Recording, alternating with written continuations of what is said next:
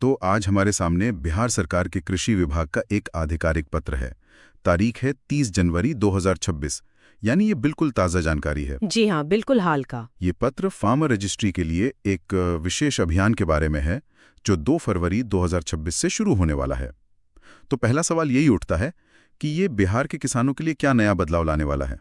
देखिए, ये पत्र सीधे तौर पर कॉमन सर्विस सेंटर मतलब सीएससी के राज्य प्रमुख को भेजा गया है और इसका विषय साफ है, किसानों का मुफ्त पंजीकरण। मुफ्त पंजीकरण? जी, यानी सरकार किसानों के रजिस्ट्रेशन की प्रक्रिया में एक बड़ा बदलाव कर रही है। हाँ, तो पत्र में बताया गया है कि राज्य में रैयत किसानों का फार्मर आईडी सीएससी के जरिए बनाया जा रहा है और अब तक इसके लिए किसानों से 15 रुपए प्रति फार्मर आईडी का शुल्क लेने का प्रावधान था।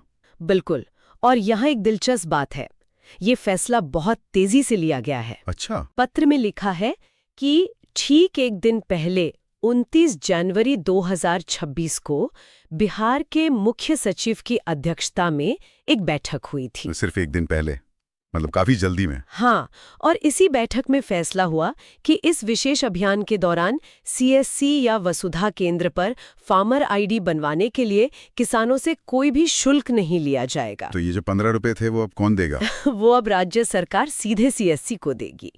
अगर हम इसे बड़े स्तर पर देखें तो ये एक महत्वपूर्ण कदम लगता है। बिल्कुल, पंजीकरण के रास्ते में जो एक छोटी सी आर्थिक बाधा थी उसे हटा दिया गया है ताकि ज्यादा से ज्यादा किसान इस अभियान में शामिल हो सकें। सही बात है।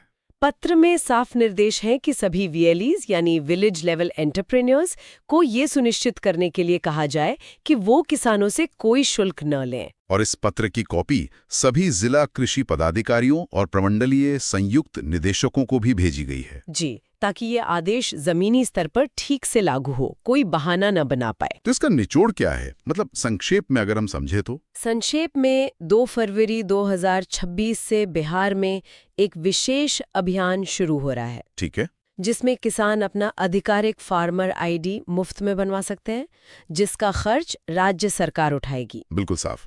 पर यहाँ एक जरूरी सवाल खड़ा होता है। क्या? पत्र में इसे एक विशेष अभियान कहा गया है, तो सोचने वाली बात यह है कि इस अभियान के खत्म होने के बाद क्या होगा?